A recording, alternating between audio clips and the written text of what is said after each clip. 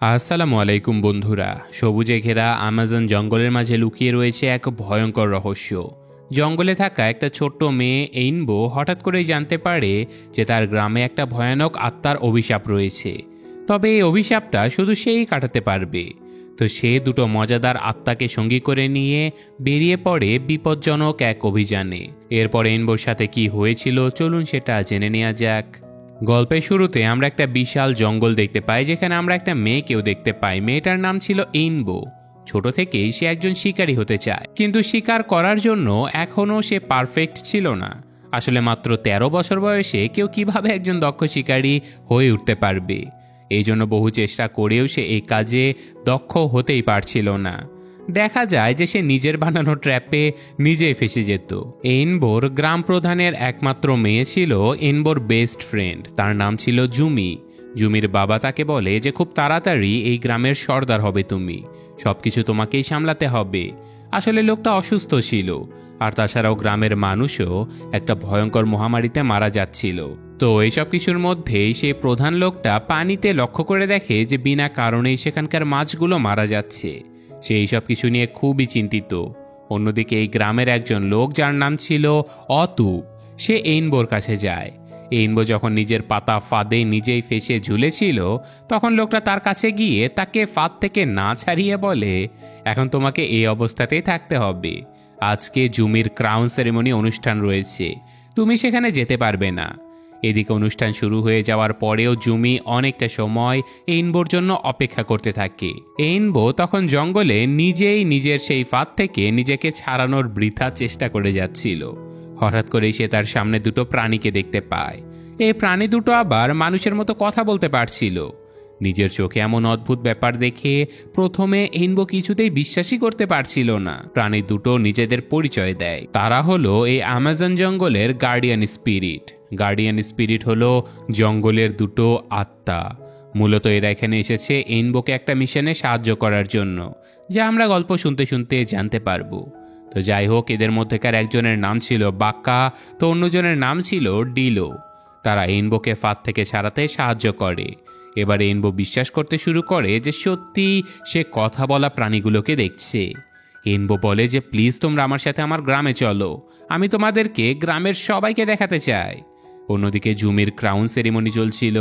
জুমি খুবই মন খারাপ করে আছে, কারণ তার এমন একটা বিশেষ দিনে তার বেস্ট ফ্রেন্ড একবারের জন্য তার কাছে আসেনি। এইনবো সেরিমনি অনুষ্ঠানে পৌঁছালে অতুপ তাকে দেখে বিশ্বাসই করতে পারছিল না যে সে এখানে কিভাবে চলে এসেছে। এইনবো তার বেস্ট ফ্রেন্ডকে বলে যে আমি তোমার জন্য খুব সুন্দর একটা সারপ্রাইজ নিয়ে এসেছি। সে সবার সামনে বলে যে আমি আমাজন জঙ্গলের গার্ডিয়ান স্পিরিটকে সাথে করে নিয়ে এসেছি। কিন্তু বাকা আর ডিমো সবার সামনে আসতেই পারছিল না, কারণ কোনো একটা কারণে তাদের সাথে গ্রামের মানুষদের একটা ঝামেলা হয়ে গিয়েছিল। এই জন্য গ্রামের সবাই এইনবোর কথা শুনে হাসতে থাকে। এইনবোর খুবই মন খারাপ হয়ে যায় যে কেউ তার কথাটা বিশ্বাসই করলো না। তাই কান্না করতে করতে সে আবারও জঙ্গলে চলে যায়। এই জঙ্গলে তার একটা পছন্দের জায়গা ছিল, আর তা হলো অদ্ভুত দেখতে একটা বিশাল গাছ। এইনবোর মন খারাপ থাকলে বা খেলা করার জন্য সে প্রায়শই এই গাছটার কাছেই চলে আসতো।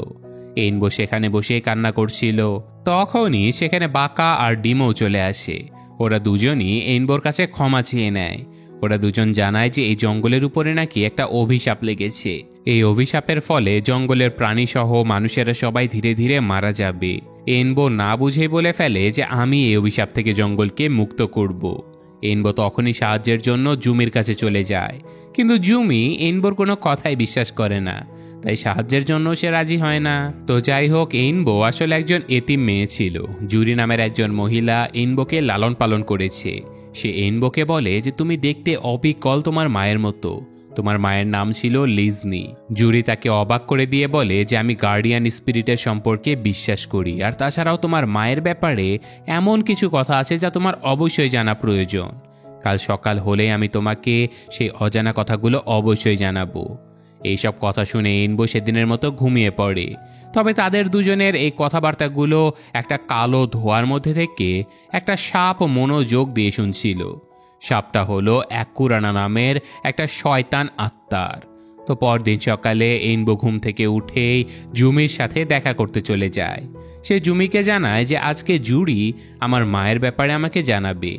এই প্রথমবার আমি জানতে পারবো আমার মা কেমন ছিল, সেই সাথে আমি এটাও জানতে পারবো যে জঙ্গলের অভিশাপটা কিভাবে ভাঙবে।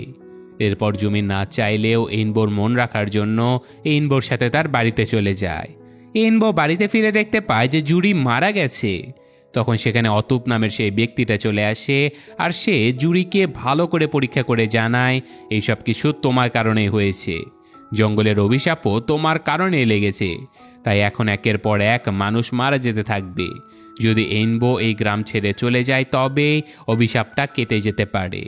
যা শুনে এইনবোর খুবই কষ্ট হয়। সে এক দৌড়ে জঙ্গলের মধ্যে চলে যায়।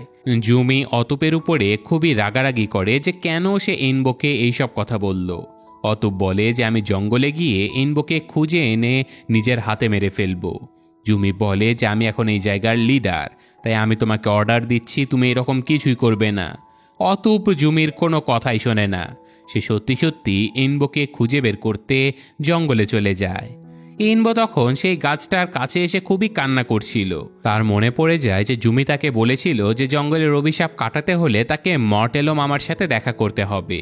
মর্টেলো মামা হলো বিশাল আকৃতির একটা কচ্ছপ। এইনবো তখন গাছটার কাছে একটা ছোট্ট কচ্ছপকে খুঁজে পায়। এইনবো মনে করে যে হয়তো মর্টেলো মামার কাছে যাবার জন্য এই কচ্ছপটা তাকে কোনো সংকেত দেবে, তাই সে একা একাই সেই মর্টেলো মামার সাথে দেখা করার জন্য বেরিয়ে পড়ে। কিন্তু অনেক দূরের রাস্তা পাড়ি দেবার কারণে এইনবোর প্রচণ্ড ক্ষুধা লেগে যায়, আর কিছু খাবারের আশায় সে একটা গাছে উঠে গিয়েছিল। কিন্তু সেখানে থাকা বাদুড়গুলো তাকে উড়িয়ে নিজের সাথে নিয়ে যাচ্ছিল। তখন এইনবোকে বাঁকা আর ডিমো বাঁচিয়ে নেয়। এবার তারা দুজন এইনবোর সাথে এই সফরে যাওয়ার জন্য বেরিয়ে পড়ে।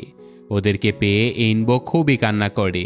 আসলে জুরির মৃত্যুতে তাকে সান্ত্বনা দেবার মতো কেউই ছিল না, তাই ইমোশনাল হয়ে সে ওদের কাছে কান্না করে দিয়েছিল। ওরা দুজনে এইনবোকে বুঝিয়ে বলে যে যেভাবেই হোক তার জুরিকে শেষ বিদায় দিতেই হবে। মোস্টের সাথে আমার এক্সপিরিয়েন্স ছিল সিরিয়াসলি এক্সাইটিং। এখানে এমন কিছু ফান এবং এঙ্গেজিং গেম আছে যা আমি আগে দেখিনি। একটা গেম যা আমাকে সব থেকে বেশি থ্রিল করে সেটা হচ্ছে প্লিঙ্কু। বেশি কিছু বলবো না, you guys try it out and trust me, এটা একটা ইউনিক এক্সপিরিয়েন্স হতে চলেছে। যদি আপনি গেম লাভার হয়ে থাকেন তাহলে মোস্টে সবার জন্য কিছু না কিছু আছে। মোস্টে পাবেন বিকাশ, নগদ, রকেট, উপায় আর অন্যান্য অনলাইন ট্রানজাকশন। মোস্টের মাধ্যমে ইজি এবং সিকিউর ডিপোজিট এবং উইথড্র করা যায়, আর তাদের কাস্টমার সাপোর্ট দিনে 24 ঘন্টা সপ্তাহে 7 দিন অ্যাভেলেবল রয়েছে আপনাকে সাহায্য করার জন্য। আপনি ইভেন লাইভ স্ট্রিমও করতে পারবেন আপনার favourite matches right from the platform. আমার প্রোমো কোড RPA785 ইউজ করে রেজিস্টার করুন এই প্ল্যাটফর্মে আর অ্যামেজিং ফিচার্স গুলো এক্সপ্লোর করুন। Don't miss out. অন্যদিকে জুমি তার বাবাকে জানায় যে অতুপ তার কথা মতো কাজ করছে না। সে অনেকবার তাকে বারণ করেছে এইনবোর যেন পিছু সে না করে। জুমির বাবা বলে যে এখন তুমি এই গ্রামের লিডার, নিজের সাথে দুজন গার্ডকে নিয়ে অতুপকে খুঁজে নিয়ে আসো। সাথে সাথে জুমি অতুপকে খোঁজার জন্য জঙ্গলে চলে যায়। এদিকে বাঁকা আর ডিমো এইনবোকে তীর চালানো শেখাচ্ছিল। এখন পর্যন্ত এইনবো ভালো মতো তীর চালানোটাও শিখতে পারেনি, আর তাছাড়াও এই মুহূর্তে তার কাছে তীরের সংখ্যাও বেশি ছিল না। তখনই ডিমো তাকে একটা তীর দিয়ে বলে যে এটা রাখো, হয়তো খুব তাড়াতাড়ি এটা তোমার দরকার পড়বে। এরপর ওরা তিনজন এই জঙ্গলের একটা নিষিদ্ধ জায়গাতে চলে এসেছিল, যেই জায়গার ওপারে কোনো মানুষেরই যাওয়া ছিল বারণ, কারণ ওপারে অ্যাকুরানা নামের একজন শয়তানের আত্মা ছিল। এইনবো নদীর ওপারে গিয়ে দেখতে পায় যে সেখানে অসংখ্য শহরের মানুষেরা গাছ কেটে জায়গা পরিষ্কার করে ফেলেছে। তাদের সাথে সাথে ভারী ভারী গাছ কাটার মেশিনও রয়েছে। সেখানে কাজ করতে থাকা একজন সায়েন্টিস্ট এইনবোকে দেখে ফেলেছিল। সে তো অলমোস্ট এইনবোকে হিপনোটাইজ করেই ফেলেছিল, কিন্তু সাথে সাথে বাঁকা আর ডিমো এইনবোকে বাঁচিয়ে নেয়। ওরা তিনজন নিজেদের জীবন নিয়ে সেখান থেকে কোনো রকমে পালিয়ে অনেক দূরে চলে আসে। আর তাছাড়াও ওদের পেছনে অ্যাকুরানার আত্মাটাও ছিল, কিন্তু পালাতে পালাতে ওদের সামনের রাস্তাটাই শেষ হয়ে গিয়েছিল। তাই আর কোনো অপশন না থাকায় ওরা তিনজন পানির মধ্যে ঝাঁপ দিয়ে দেয়। শহরের লোকদের মধ্যে অতুপ ছিল। সে ওদের পিছু করতে করতে এইনবোকে ধরে ফেলে আর ওর চোখ হাত বেঁধে দেয়। অতুপ বলে যে আমি তোমার মাকে পাগলের মতো ভালোবাসতাম, কিন্তু সে আমাকে ফাঁকি দিয়ে শহরের একজনকে বিয়ে করে নিয়েছিল। এখন তোমার মায়ের উপরে বদলা নেবার জন্য আমি তোমাকে ধরে নিয়েছি। এইনবো অনেক চালাকি করে অতুপের থেকে আবারও পালিয়ে চলে যায়, কিন্তু হঠাৎ করে আবার জঙ্গলের মধ্যে প্রচণ্ড শব্দ শুরু হয়ে যায়। এই জন্য বেচারি আবার কাদা পানির মধ্যে পড়ে যায়। তখনই কিছু ছোট ছোট কচ্ছপ তাকে বাঁচিয়ে উপরে নিয়ে আসে। সেই জায়গাটা ছিল বাইরের দুনিয়া থেকে সম্পূর্ণ আলাদা। এত সুন্দর জায়গা রেইনবো জীবনে এই প্রথমবার দেখছে। আর সেখানে মাটি ফুঁড়ে বেরিয়ে আসে বিশাল দেহী একটা কচ্ছপ। আর রেইনবোর সাথে দেখা হয় মর্টেলো মামার, অর্থাৎ সেই বিশাল কচ্ছপটার। রেইনবো তাকে জানায় যে জুডির মৃত্যু হয়ে গিয়েছে। মর্টেলো মামা তাকে বলে যে আরে তুমি তো দেখতে অবিকল, তোমার মায়ের মতো। রেইনবো খুবই কষ্ট নিয়ে জানায় যে আমি ছাড়া আমার মায়ের ব্যাপারে সবাই জানে। আমি এখানে আপনার কাছে একটা সাহায্যের জন্য এসেছি। জঙ্গলে একটা ভয়ঙ্কর অভিশাপ লেগে গেছে, ধীরে ধীরে সেখানে অনেকে মারা যাচ্ছে। মর্টেলো মামা জানায় যে এই অভিশাপ আমি কাটাতে পারবো না, কারণ এই কাজের জন্য তোমাকে সিলেক্ট করা হয়েছে। আর এর জন্য তোমাকে অনেক দূরে যেতে হবে। সেখানে তুমি অনেক বড় একটা স্লথকে দেখতে পাবে, যে স্লথটা বিশাল একটা ভলক্যানোর মধ্যে থাকে। তার থেকে তোমাকে একটা মুনস্টোন নিতে হবে। তবে মুনস্টোনটা তোমাকে সে তখনই দেবে যখন তুমি তাকে কিছু উপহার দিতে পারবে। আর জঙ্গলে তোমার সবচাইতে পছন্দের গাছের শিকড় দিয়েই এই অভিশাপের মুক্তি দিতে পারবে। তবে শিকড় কাটতে হলে তোমাকে ওই মুনস্টোনের সাহায্য নিতেই হবে। রেইনবো বলে যে ঠিক আছে, কিন্তু আপনি কি আমার মায়ের ব্যাপারে আমাকে কিছু জানাতে পারবেন? আমার মনে হয় যে আমার মায়ের আত্মা জঙ্গলের ওই গাছের মধ্যেই রয়েছে। ওই গাছটার কাছে গেলে আমার মায়ের কথা খুবই মনে পড়ে যায়। অন্যদিকে অতূপের কাছে শহরের 3 জন মানুষ চলে আসে, আর তারপর তারা অতূপকে নিজেদের সাথে করে নিয়ে চলে যায়। এদিকে রেইনবো ভলক্যানো পাহাড়ের উদ্দেশ্যে যাবার সময় তার 2 বন্ধু বাকা আর ডিমোর সাথে দেখা করে। এরা দুজন সবই জানতো যে রেইনবো মর্টেলো মামার সাথে দেখা করেছে, এমনকি সে এখন মুনস্টোন নিতে ভলক্যানোতে যাচ্ছে। ওরা দুজন রেইনবোকে বুদ্ধি দেয় যেন স্লথটাকে সে একটা বিশাল গাছ উপহার দেয়, কারণ স্লথটার আয়তন অনেক বড়। আর এই জন্য প্ল্যান অনুযায়ী ওরা 3 জন একটা বিশাল গাছ নিয়ে ভলক্যানোর উদ্দেশ্যে বেরিয়ে পড়ে। এদিকে জুমি জঙ্গলের মধ্যে অতূপকে খুঁজে পায়। অতূপ জানায় যে সে আর রেইনবোকে খুঁজতে যাবে না, কারণ এর থেকে গুরুত্বপূর্ণ কাজ সে পেয়ে গেছে। কিছুক্ষণ আগে তার সাথে দেখা হওয়া সেই শহরের মানুষদের সাথে সে জুমিকে পরিচয় করিয়ে দেয়। লোকটার নাম হলো মিস্টার কর্নালিস্ট। সে নিজেকে একজন সায়েন্টিস্ট হিসেবে পরিচয় দেয়। সে বলে যে আমি বিভিন্ন গাছ দিয়ে অনেক গুরুত্বপূর্ণ ঔষধ তৈরি করতে পারি। সেই কিছু ঔষধ দেখিয়ে সে জুমিকে বলে যে এগুলো দিয়ে ম্যালেরিয়া সহ আরও ভয়ঙ্কর অসুখ ঠিক করে দেয়া যাবে। অতূপ বলে যে এই ঔষধ দিয়ে সে চাইলে তার বাবাকে সারিয়ে তুলতে পারবে। জুমি জানায় যে আমার বাবার তো কোনো অসুখ নেই, আসলে আমার বাবার জঙ্গলের অভিশাপটা লেগে গেছে। মিস্টার কর্নালিস্ট খুবই জোর দিয়ে জানায় যে তোমার বাবা ওই ঔষধের মাধ্যমেই সুস্থ হবে। জুমি বুঝতে পারছিল না যে এই লোকটা কেন বিনা স্বার্থেই তাকে সাহায্য করতে চাইছে। তখন এই লোকটা জানায় যে তারা আসলে এই জঙ্গলে সোনার খনি খোঁজার সন্ধানে এসেছে। সে যদি তাদেরকে সোনার খনি খোঁজার অনুমতি দেয় তাহলে সে সবাইকে ভালো হওয়ার ঔষধ দেবে। জুমি এই কথাতে রাজি হয়ে যায়। সে নিজের গ্রাম, নিজের জঙ্গল সবকিছু বিসর্জন দিয়ে নিজের পরিবারকে বাঁচানোর জন্য চেষ্টা করতে থাকে। অন্যদিকে রেইনবো তার বন্ধুদের সাথে ভলক্যানোর একেবারে উপরে উঠে গিয়েছিল। সেখানে একটা বিশাল জন্তু, অর্থাৎ মর্টেলো মামার কথা অনুযায়ী সেই বিশাল স্লথটা রেইনবোকে উপরে উঠিয়ে নেয় আর জিজ্ঞাসা করে যে কে তুমি। রেইনবো নিজের পরিচয় দেয়। সে বলে যে মর্টেলো মামা আমাকে পাঠিয়েছে মুনস্টোন নেবার জন্য। রেইনবো তাকে বিশাল গাছটা উপহার দিলে স্লথটা তাকে এক টুকরো মুনস্টোন দিয়ে দেয়। ওরা ফিরে আসতে হঠাৎ করে ভলক্যানো জেগে ওঠে। ওরা 3 জন কোনো রকমে সেখান থেকে বেঁচে বেরিয়ে আসে। এরপর রেইনবো তার সেই প্রিয় গাছটার কাছে পৌঁছে যায়। এমনকি সেখানে তার সাথে জুমিরও দেখা হয়ে যায়। জুমি খুবই খুশি ছিল যে রেইনবো ফিরে এসেছে, তাই সে রেইনবোকে নিয়ে নিজের বাড়িতে চলে যায়। আর রেইনবো তার বাড়িতে মিস্টার কর্নালিস্টকে দেখতে পায়। রেইনবো তাকে দেখেই চিনে ফেলে। এই লোকটার জন্যই তার গ্রাম অভিশপ্ত হয়েছিল, অর্থাৎ এই লোকটাই হলো অ্যাকোয়ারানা। তাকে দেখেই রেইনবো সেখান থেকে বেরিয়ে যায়। রেইনবো তখনই ওই লোকটার আসল পরিচয় জুমিকে জানিয়ে দেয়, কিন্তু এবারও জুমি তার কথা বিশ্বাস করে না। তো জুমির কথা অনুযায়ী লোকটা তার বাবাকে সুস্থ করে দিয়েছে। রেইনবো বুঝতে পারে যে তাকে আর কেউ বিশ্বাস করে না, তাই সে গ্রাম থেকে চলে যাবার সিদ্ধান্ত নেয়। তখনই জুমি তাকে সরাসরি জানিয়ে দেয় যে যদি এবার সে আবারও গ্রাম ছেড়ে চলে যায় তাহলে এই গ্রামের দরজা তার জন্য চিরকালের মতো বন্ধ হয়ে যাবে। এইসব কথা শুনে মন খারাপ করে এনবো নিজের বাড়িতে এসে কিছু জিনিসপত্র গুছিয়ে নিচ্ছিল। এখানে যেহেতু তার আপন কেউ নেই, তাই সে চাচ্ছে এই জায়গাটা চিরদিনের মতো ছেড়ে দিতে। ঠিক তখনই অ্যাকোয়ারাইন নামের সেই লোকটা এনবোর বাড়িতে চলে আসে। সে বলে যে আমি তোমাকে এর আগেও কোথাও দেখেছি। এনবো তার কথা ইগনোর করে সেখান থেকে পালিয়ে চলে যায়। এনবোকে এভাবে যেতে দেখে অতুপ এনবোর ঘরে দেখতে যায় যে আসলে কি হয়েছে সেখানে। অতুপ সেখানে গিয়ে লোকটার আসল সত্যটা জেনে ফেলে যে আসলে এই লোকটার কারণেই তাদের গ্রামে অভিশাপ লেগেছিল, আর এই লোকটাই ছিল তাদের আসল শত্রু অ্যাকোয়ারানা। অতুপ কোনো রকমে সেখান থেকে বেরিয়ে এনবোর কাছে চলে আসে।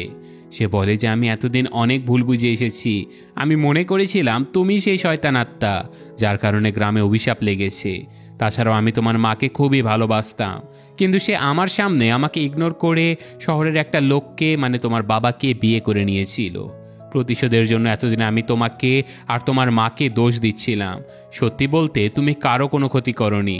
আজ আমি নিজের চোখে অ্যাকোয়ারানাকে দেখেছি। তখনই সেখানে বাকা আর ডিমো চলে আসে।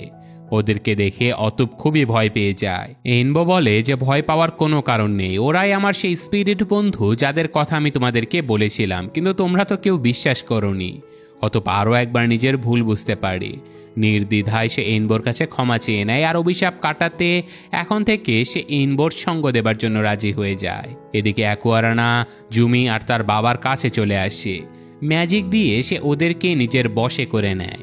অন্যদিকে মুনস্টোন দিয়ে এনবো গাছটাতে গর্ত করতেই তার মায়ের আত্মা বেরিয়ে আসে।